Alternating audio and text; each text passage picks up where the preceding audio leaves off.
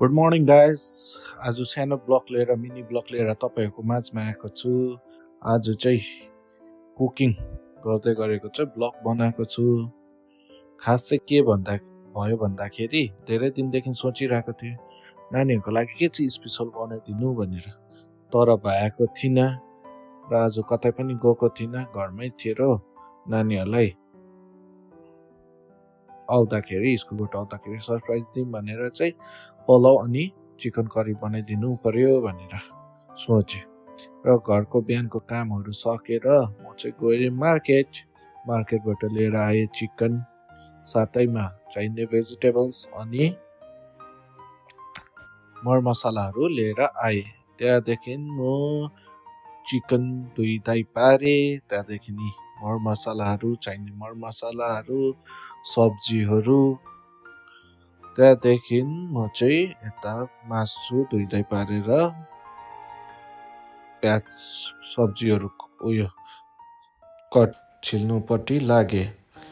त्यहाँदेखि बिर्सेछु मैले आलु चाहिँ मिक्स गर्नु उयसमा के भन्छ चिकन फ्राई गर्नु थियो। मैले चिकनमा हर्दी र नुन मिक्स गरिसकेको थिएँ, तर आलु चाहिँ मिक्स गर्नु बिर्सेछु।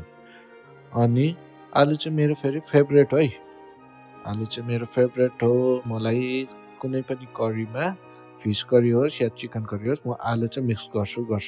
अरूलाई चाहिँ प्रायःलाई नै आलु भन्दाखेरि चाहिँ एलर्जी भएको जस्तो लाग्छ कि, तर मेरो चाहिँ सानैदेखि टिल डेट फेभरेट हो क्या आलु चाहिँ। त्यहाँदेखि आलु धुइधाइ पारेर काटकुट गरेर मैले आलु पनि उयसमा चिकनमा मिक्स गरेँ। त्यहाँदेखि मैले फेरि हर्दी र नुन अझै थपेँ, कम्ती हुन्छ होला भनेर। त्यहाँदेखि मजाले मिक्स गरेँ भान्जीसँग गफ गर्दै। भान्जीलाई पनि जिस्काएँ, मामाको चाहिँ फेभरेट आलु हो नि भन्दै भने। त भान्जीलाई चाहिँ मैले चिकन फ्राई गरी मागेको थिएँ, किनकि म यता सब्जी कटिङ गर्नु पर्थ्यो। त्यहाँदेखि मैले चामल निकालेँ, चामल भिजाइराख्नु पर्थ्यो आधा घन्टा जस्तो अगाडि, र चामल मजाले धुइधाइ पारेर भान्जीलाई पनि सोधेँ, भान्जी कस्तो लाग्यो, सफा भयो भन्यो। भान्जीले हजुर मामा सफा भयो त भन्यो। त्यहाँदेखि धुइधाइ पारेर त्यसलाई पानीमा भिजाइराखेँ आधा घन्टाको लागि, र मैलाहरू पस्छ कि भनेर त्यसलाई छोपेर राखेँ। त्यहाँदेखि फेरि यता म सब्जी कटिङपट्टि लागेँ। सब्जीमा चाहिँ मैले के लिएको थिएँ भन्दाखेरि गाजर, कोपी, मटर, आलु घरमै थियो हो, प्याज टमाटर घरमै थियो, त्यति चाहिँ लिएर आएको थिएँ। त्यहाँदेखि म गाजर छिलेँ, त्यहाँदेखि कोपीलाई पनि छिलछाल पारेर सानो पिस बनाएँ, ठिकैको पिस बनाएँ। त्यहाँदेखि अब प्याज र टमाटर चाहिँ के गर्नु पर्थ्यो भन्दाखेरि प्याज र टमाटर चाहिँ मलाई दुईवटा करीको लागि पनि चाहिन्थ्यो, यता पुलाउको लागि पनि चाहिन्थ्यो। त्यहाँदेखि मटर केलाइसकेर चाहिँ म यता प्याज र टमाटर धुइधाइ पारेँ। त्यहाँदेखि अब प्याज चाहिँ दुई थरीको कटिङ गर्नु थियो, एउटा चाहिँ स्लाइस पुलाउको लागि, त्यहाँदेखि चप चाहिँ करीको लागि। त्यसरी नै मैले टमाटरलाई पनि यता पुलाउलाई चाहिने चाहिँ स्लाइस कटिङ गरेँ, त्यहाँदेखि यता करीलाई चाहिने चाहिँ मैले चप कटिङ गरेँ। त्यहाँदेखि प्याज काटिसकेर चाहिँ मैले फेरि टमाटर काट्नुपट्टि लागेँ। टमाटर पनि त्यसरी नै गरेँ मैले, यता करीलाई चाहिने चप अनि पुलाउलाई चाहिने चाहिँ स्लाइस गरेँ। अन्त प्याज र टमाटर काटिसकेर यता गाजर र तपाईँको अन्य सब्जीहरू कटिङपट्टि लागेँ। त्यसलाई सानो ठिक्कै साइजको पुलाउमा चल्ने लायकको कट गरेँ मैले। गाजर काटिसकेर एउटा आलु चाहिँ मैले पुलाउको लागि राखेको थिएँ। अन्त सेम जत्रो साइज मैले गाजरको काटेको थिएँ सेम साइजमा मैले आलु पनि कट गरेँ पुलाउको लागि। त्यहाँदेखि हेर्नु सक्नुहुन्छ मैले सबै कट गरेर रेडी पारिसकेँ। अनि काजु चाहिँ ल्याउनु बिर्सेको थिएँ, र दोकान गएर फेरि काजु लिएर आएर पानी हल्का बोइल गरेर काटेको जति सब्जीहरू चाहिँ मैले एकछिनको लागि बोइल गरेँ।